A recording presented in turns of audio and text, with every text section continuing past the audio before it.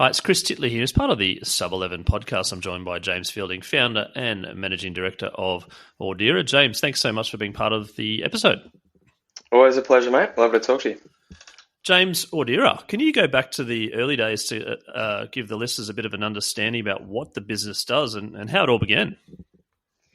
Sure thing. So we are a hearing health technology company, and we started back in 2015 when a group of us out of UQ Medical School were looking to create opportunities for people to get access to hearing health information.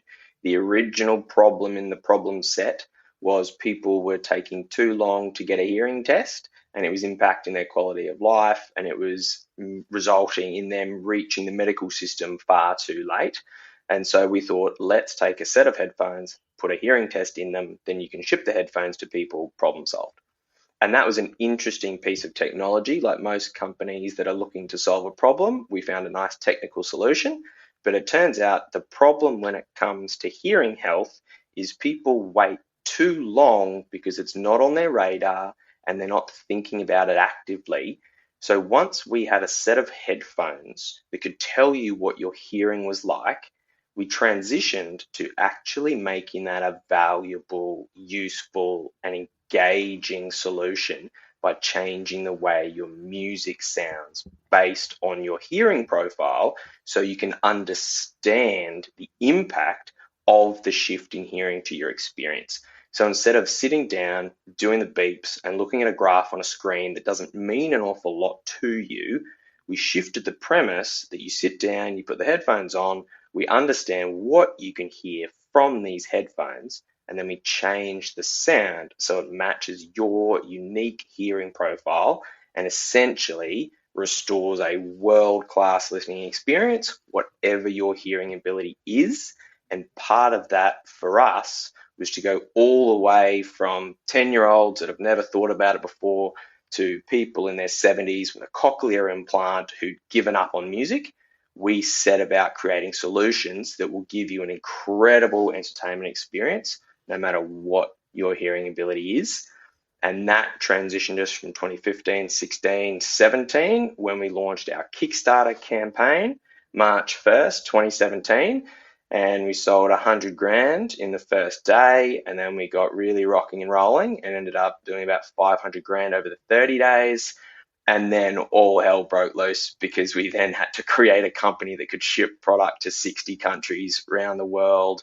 And we just kept going and going and going. We had product, we thought it was good enough. We fell into the inventor's dilemma of always wanting it to be a little bit better. You know, I'd sold some to my grandma. I'd sold some to medical patients. I'd sold some to all these countries around the world. And we thought, let's make it just a little bit better and a little bit better. And, what if we make this part a little bit better? And every time you do that in hardware manufacturing, that's a 4 to 6 week process. So it ended up, my favorite I've had on a podcast is someone who asked me how it felt to wreck Christmas in 60 different countries, because we'd had our March 1st launch and we were all gung-ho, and we'd said, sorry, it was supposed to be September. Sorry, it was supposed to be October. Sorry, it'll definitely be there by Christmas. The product came off the line. It was supposed to be black. It was green. And they said, oh, but it's black enough. I said, yeah, but it's not black, it's green.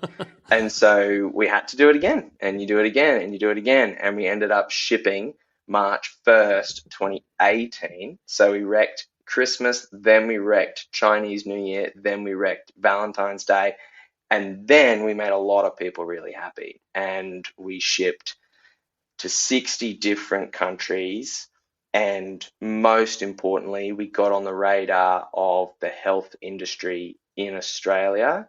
And we then went on to secure the government contract to supply TV listening headphones for people who know they have a hearing impairment under the government reimbursement scheme. And that's when we changed everything about the model, because it was find people that are going to get the most benefit from the technology we built. And at first, we wanted that to be an advocacy piece. We wanted it to be awareness raising. But the problem from the fundamentals of a business trying to educate and change behavior is step one, tell people there's a problem. Step two, convince them to do something about it. Step three, have your option be the one they choose. Step four, have them actually choose that option. Now, we found when the hearing industry was coming to us, we cut through all of those barriers because people were walking into an audiology clinic, which is where you go to get your hearing assessed and all of your listening solutions provided. And they were saying, I have this problem. I need a solution. What have you got for me? The clinic can then say, check these out. They're incredible. So we adapted the technology, added a TV transmitter, got them government certified. And once Hearing Australia had shown that faith in us as the government provider of hearing services in Australia, everybody else followed suit. And over the next couple of years, we secured supply agreements with every major audiology company in the country. And there are 5 audiology companies that rule the whole world. So now we have global agreements with all the major audiology providers around the world, which has been a pretty amazing transition. And we're coming up on being a 10-year overnight success in March of next year. And by then, the company has transformed from a couple of people having a clever idea about hearing tests to now providing audio licensing solutions around the globe with some really incredible names. And I'm beyond proud of what this team has built because we've had a core for the last 10 years, but most importantly, we've added really crucial pieces in over that time to get to the stage where not only were we a functional, viable, growing business, we listed on the ASX, and we've continued to grow through that phase and offer additional opportunities. And now our tech is global, and the licensing piece is going to completely blow the doors off because at scale, that's quality tech in trusted brands, and that's how we really elevate. James, a couple of questions on the back of that. The shift from B2C to B2B and to get within that the world of hearing and those audiology partners, etc. How long did that take? And I suppose the light switch came on to you going, actually now we're in an area where we've skipped, I think step 1, step 2, step 3 that you mentioned in terms of awareness and understanding products. And then how important has that been in regards to the company's future growth plans? I think when we look at getting the large clinic groups to support the product, the first, hey, that's a really clever product, let's give that a go, those conversations are usually pretty quick because people in the industry, they see it, they like it. The functional implementation of a new product that's then government reimbursed, that's then on the shelf in all of their clinics around the country, can be anywhere from 6 to 18 months, depending on who the partner is. So, for example, with Amplifon, who we now have a global deal with as the only over-ear headphones supplied through their clinic network globally, and they're the world's largest, which is obviously something we're incredibly proud of. That first phase was 10 clinics down in Melbourne, and I went door to door to each 10, sat with the clinician, sat with the front of house staff, talk to them about why our personalized listening solution was a really great addition to hearing aids. Because you need to remember, in this industry, they have put a lot of their heart and soul into their hearing aid technology. That's what they do. That's what they think brings people the most benefit. And so we were coming in and having to really reinforce that our solution was as well as or on the way to a hearing aid, never instead of. We're not trying to stop people using hearing aids. We're trying to promote additional resources, and that takes time. So 10 clinics in Melbourne, 6 months later, get the call, hey, that's gone really well. You can now have 100. Oh, fantastic. And then another 6 months later, congratulations, you can have every clinic in the country. Then another 6 months later, congratulations, every clinic has to hold 5 at all times, and we want these to be actively promoted. And then 6 months after that, government tender. 6 months after that, they tell us which countries are in that global tender process. 6 months after that, here we are now. We've got France, Spain, Belgium, Hungary, Austria, and they're just kicking off in that same 10 clinics. And we always want it to be fast. We always want it to be bigger. We want it to be congratulations, you get the whole world. But these companies, the biggest shift from B2C to B2B, you run a B2C campaign, you put a discount code, you run some Amazon ads, you get some response. It's Black Friday, Cyber Monday, you got 2 days, bang.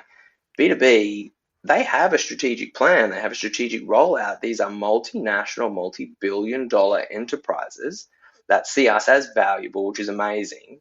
And our role is to fit into their cycles and into their flows and encourage them to adopt our process. But in their world, they're thinking calendar years. So I'm thinking, wow, we signed this piece of paper, Monday we're going. And they're thinking, wow, you signed this piece of paper, we'll give you some of these in the back end of 24, and then hopefully we'll kick off a few more in the start of calendar 25. And they live in this cycle that has a small, scrappy, scale up, micro cap, ASX, quarterly announcements, where push, push, push, push, push. They have the luxury of time, they have the luxury of scale. It's similar to Zildjian, the incredible partner that we were lucky enough to put our technology into their product. They're 400 years old. They've been making quality musical instruments for 400 years. So their decision to shift from a Christmas 23 to a September selling season 24, that's part of a process. But I can tell you that was the longest 6 months for us because we're so close. We're so close and we've got it and it's there. But their system that makes them so successful means actually we've had a think, we want to focus on this and then we're going to bring it in here and this is how it's going to get them. And you're just thinking, okay, cool. But that's so many months away from where we are now. But then the moment actually comes and you realize that they certainly know what they're doing. So we should just be proud to slot in, and we've had to adjust the way we think. So I went to Europe for the Big Hearing Conference a couple of weeks ago and we shake hands and people say, wow, I really like this. And in my head, I have to think, now, James, this is not a Monday solution. This is an end of 25 solution. That if they say yes, their yes means probably this time next year. And we've had to really adjust to that. I mean, we have more than enough going on, but it's a different psychological shift in terms of how we allocate time and resources and outcomes, because you can get a bit disheartened when they don't go pop, pop, pop, pop, pop. With no relentless ASX news flow. It felt like I was holding my breath for the last 12 months, but then you get the multi-million-dollar purchase order, you get the next product launch, you get the next product launch, you get the Chinese medical device deal, it goes bang, bang, bang, bang, bang. Everyone goes, oh, you have been busy. Yeah, we have. Yep. We've been really busy. It just takes when it rains, it pours, as they say. Yeah. That's right. Before we get on drops out the other end. Before we get on to the sort of the current results and the last quarterly, the 10-year journey that you've talked about, the mindset shift from a B2C hardware company to now being involved in as a technology company in the future of sound. Why is that so exciting? I think we learnt over the previous, particularly 4 or 5 years, that we have access to some pretty incredible technology through some of our core audio solution partners. So we use commercially available Bluetooth chipsets. When we first started out, what we were doing was cutting edge, nobody done it. We were building our own chips. And then we learnt that there was just enough firepower on commercially available Bluetooth chipsets that we could take their digital signal processing out, so the audio processing, we could take that part out and put our own into it, but let the chip still do all the Bluetooth and the power and all of those parts that you don't need to change. You don't have to reinvent the wheel. You just want to make it better, right? So we focus on the bit that makes it better. And those technology partners are always driving, they're always pushing, they're always promoting what they see as the future. And part of it that we got really excited about is this new technology offering called Auracast, which is not only an improvement in audio, it's a real fundamental step up in accessibility and inclusion and ensuring that the world of sound is going to be available to all people, no matter what their particular hearing, intellectual, visual, any issues they may have on the health side. But also this notion that hearing well is for everybody. And you can have these technology improvements that make it a better experience when you're in a restaurant, that make it a better experience when you're in a sports bar, a better experience when you're catching the bus or the trains. You never miss your announcements. we think it's really important when we're advocating for hearing health in particular, which is something we're really, really proud about, but also the hearing industry on the whole, because ears are about 20 years behind eyes. When you look at, there's a 4K TV, an 8K TV, I'm wearing my high definition glasses right now, but people are still getting dragged by the ear to go see someone they're not that keen on, to talk about getting a device they're not that keen on using. And it's really sad. It's a real shame in the health industry on the whole that hearing and sound is put so far down on somebody's list of things they want to improve. And we think if we can offer these solutions that start putting a better listening experience at the forefront of people's overall way of interacting with the world, that's going to make it better for all of those people. And the people that know they have an issue, maybe hearing impairment, visual impairment, intellectual impairment, they're getting a tremendous improvement by people being encouraging and saying, oh, you're using your device is great. You must really want to be paying attention right now, as opposed to this idea that people have that if they're wearing a hearing aid, there's something wrong with them, which I've never understood. I've never understood this idea that a person trying to enhance one of their senses so they can better connect with you is something they shouldn't be proud of, is something they should be ashamed of. And I just don't get it. So, I mean, I understand it from an academic point of view, and I've read all literature and stuff, but just from a personal point of view, if somebody's going to extra lengths to better connect with me, I really appreciate that, and I applaud that, and I celebrate that. In the same way, if I went to an art gallery and wasn't wearing my glasses, what am I doing? You know, don't I want the best possible experience? And so if we can be cutting edge when it comes to technology and cutting edge when it comes to audio solutions that go beyond our secret sauce. So our personalization algorithms, our hearing algorithms, that's us. That's our real cutting edge secret sauce that we do. But the products that we release on the whole still have to be cutting edge from a consumer electronics point of view, so that you're getting a world-class solution that also has our personalization tech in it. And James, on that topic around the hearing aids, I wear a CPAP machine, and I look like an elephant, but it's fabulous. I get a fabulous night's sleep. So there's tools there that should be celebrated, as opposed to like, well, you look funny, or why are you wearing that mask? You look a bit goofy. You should just die from not being able to breathe. Yeah, you know, that's exactly right. You don't want to look a bit goofy. You know, what are you talking about? I know. There's medical tools out there that enhance one's life and should be celebrated, as you mentioned. Let's jump to the recent quarterly. Audeara reported record cash receipts and significant revenue growth, as you alluded to. What strategies do you think and or factors related to this quarter, in particular the partnerships, as you mentioned before, with Zildjian?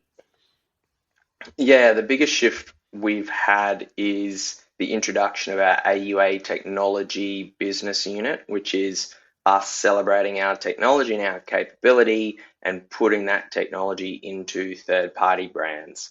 And the biggest one is Avita Zildjian. Like I mentioned before, they're 400 years old. They wanted a continuation of that incredible legacy, and they asked us to help. And we were able to provide our personalization technology into their new headphone range that they've launched alongside an electronic drum kit range. And that was our first really punchy purchase order.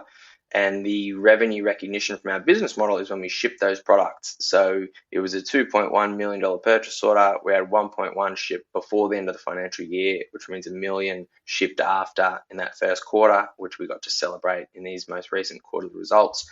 And then the cash receipts from those production orders, and also the improvement we had in the wholesale and direct-to-consumer business as well, meant that we're continuing to show that upward trajectory. I think preparing the annual report and seeing the result of some pretty tough decisions we made as a business around our cost allocation, the right sizing of the business, really putting ourselves in a position to deliver on these big AUA tech deliverables, and also the launch of our Audeara Buds, the new product that's coming out in about a month from now. Those have really been our laser focus, and it's working. Cost down, revenue up, cash receipts up. we were incredibly proud of that transition.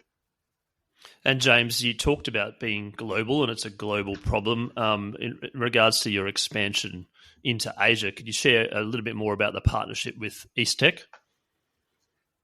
Yeah, EastTech is a world-class audio solution provider and manufacturer, and we have had opportunities where we see the Chinese medical device market as a tremendous growth market for us, considering the relationships we have with the global audiology providers who also see China as an emerging and high growth market, and EastTech as a Chinese medical device capable facility that we have a history of working with, decided that the time was right for us to form a partnership to be launching medical devices into China that are medical device certified.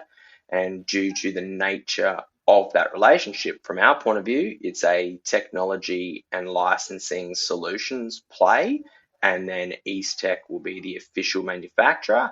But what's most important about these opportunities are that they are entering the market under well-known and established brands. So when you look at a market the size of China, there's language, there's scale, which is almost unfathomable. And we know that we need strong partners, and we need to play our part in the quality of the technology that's going in. But we need the brand, we need the manufacturing, we need the scale, we need to go to market. And then we sit at the foundation of the technology, which means we can take our cut and our licensing clip at scale into enormous markets in a really strategically de-risked environment. And I'm really proud of Alex and Bill and our team here in particular for driving that AUA tech and some of those big ticket growth opportunities. I mean, I get to go on stage and accept the awards and shake the hands and do all of that, but we have a pretty incredible team here. Bill Peng, in particular, our COO, sits on the board with me. He's driving a lot of this Taiwanese and Asian market opportunities, which are really a pretty exciting part of the next 6 months for us. And just keeping on the partnership, I suppose the partnership with Clinico, can we talk about that and why that's exciting in regards to the healthy hearing earbuds, and I suppose what sets them apart, and also the future of sound again? Yeah, when we look to the partnership we have with Clinico, again, it's one of those partnerships that started a few years ago. And a lot of credit to Bill and Mr. David Lin, who came in as one of our strategic investors into the business, who wanted a product that looks and acts and feels similar to an AirPod that people are wearing and comfortable and confident to wear, but will have the hearing optimization ability in it. And we set about building that product coming up on 2 years ago now, when he came in as one of our strategics, took a nice big chunk of the company and said, I think that you and your team are going to be the right partner for us to deliver our own solutions into our clinic network, and it's Taiwan and it's China. And so we're launching this product that I'm using now that has a very consumer electronics feel. It has a true wireless solutions feel. It has an AirPod Pro kind of feel to it. And then you push the magic button and it turns into an awareness mode or a speech enhancement mode, and all of these different areas that are a transitional device for people that need a situational listening enhancement. And they'll have their Auracast enabled so they can go on all their public infrastructure and be sitting in a classroom or a lecture theatre or in their place of business and have audio streamed in. And David Lin saw that from his clinical lens, and we pinned our ears back and got on with it. Because when we started the business, it was very important to us not to fight with the clinics. We didn't want to have hearing aid alternatives because our major business model was selling our TV listeners into the clinic network. But when the clinics are coming to us asking for this solution, we knew it was the right time. And what was really fascinating about that from a business growth point of view is we went up to Taiwan to celebrate this deal with EastTech and talk about the fact that they were backing us in and using our technology to launch a medical device division. They're a publicly listed Taiwanese company, very successful. That same day, Apple announced that their AirPod Pro 2 was going to have hearing ability in the US market. So we announced our consumer-looking device was about to become hearing aid enabled for the Chinese market the same day Apple announced they were launching into the US market. And what's really cool about that is you can go back through their patent history and all their other bits and pieces. It's a journey that started for them about 3 or 4 years ago as well. And so you get to the pointy end where you actually have a product that's going to do what you want to do. And people say, oh, wow, what are you going to do about Apple? That's big, you know, all this kind of stuff. And I think, yeah, isn't it amazing to have 100 million people using AirPod Pros? Are they in hearing aid mode? You don't know. And more importantly, you don't care, because if they're there and they're functional, it's breaking down all those barriers. And guess who else has a product that looks like an AirPod Pro that can work as a hearing enhancement device that's going to be a hearing aid in China? This little company from Brisbane that's punching well above its weight and lobbing world-class tech against this little consumer company called Apple that people may have heard of. And I was incredibly proud. And I think it's also a confidence thing in the team. People go, oh no, Apple are coming, you're finished. I go, no, Apple are coming. People are going to be talking about this nonstop. And what it's done is it's opened this floodgate of technology providers who aren't Apple, because there's quite a few. And if they're thinking, how do I compete with these guys? Who does technology licensing solutions of hearing aid capable tech? This little company out of Brisbane. Let's see if we can have a sit down and talk about what that solution looks like. And it has created an incredible buzz of anticipation and opportunity that we're getting right behind. And so when you look at the Asian markets leading the way and our ability to go into these markets, we're going in with the biggest players in the game. We're going in with the gorillas, and we're providing our tech. And so it's a way for us to leverage that market, leverage that scale, but do so incredibly well supported. And James, a rising tide lifts all boats, and as you mentioned, the awareness around that is obviously very, very beneficial for you, and that you've made that abundantly clear in regards to the awareness now of sound, and as well as the Apple, the elephant in the room, I suppose, which is not so much an elephant in the room.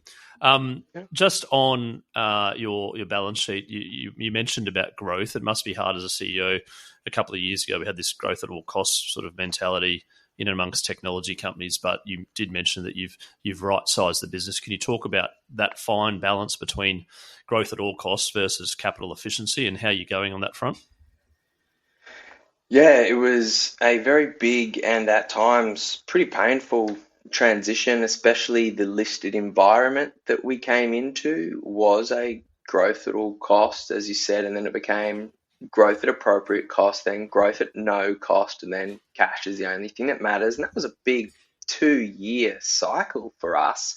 But I was very grateful to have the guidance of the board, and we set aside new budgets, aggressive cost-cutting budgets, which meant a scaling down of people, but also scaling down of pay rates. You know, we all took pay cuts. We took all those sorts of things necessary to send the right signals into the market as well, but really give us this opportunity to be well positioned once the long-term opportunities were coming to fruition, because we saw what was coming, we saw what we were building, and we knew that we wanted to get those products into market in a position of strength.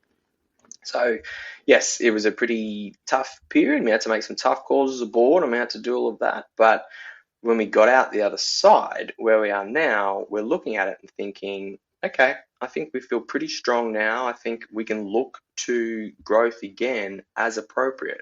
And that means for us, making sure we deliver on these AUA tech opportunities. So if there are opportunities to land big deals, and that means more firepower, more engineers, we're resourced to do that. And so I think those tough calls from about 18 months ago now, as they started to all flow through, you saw that tremendous improvement year on year, and now we're ready to go.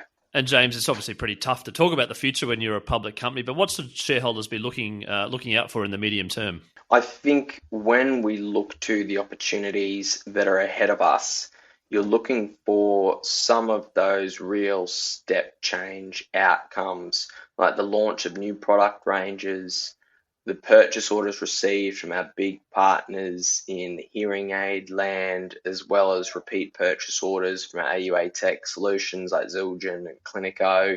These are the types of things that are going to get that nice chunky growth. And we talk about building the rainbow.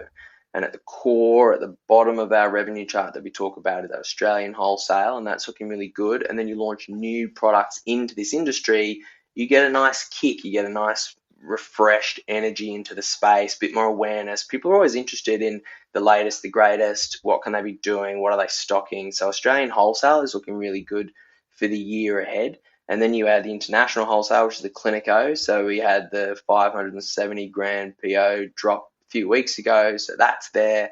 And then we had the Zildjian come on top. So Zildjian reorders, hearing aid reorders, these European countries kicking in at the start of next year. These are the real step up opportunities that people can see as a signal that the growth we've been talking about is coming. And it's not growth at all cost. It's still growth at appropriate cost. It's still smart business, but we are actively on the hunt for profitability. We want to get there. We want to get over. We've taken really long strides towards it. And I can't be too precise about the when and hows of it, as you said, but we're actively hunting towards being a sustainable and viable business that's still growing. And we're excited to see that come through. James, on that note, we'll leave it there. Thank you so much for giving the listeners out there an understanding of the history of Audeara, the progress over the 10 years, the different shifts and pivots of the business, where we are now in terms of the future of sound, some of the offshore opportunities that you have, and certainly some of the recent updates from the quarterly. I look forward to catching up, and congratulations on what you've achieved thus far, and really look forward to following the progress. Oh, thanks, Chris. I appreciate that, mate. I'll talk to you soon.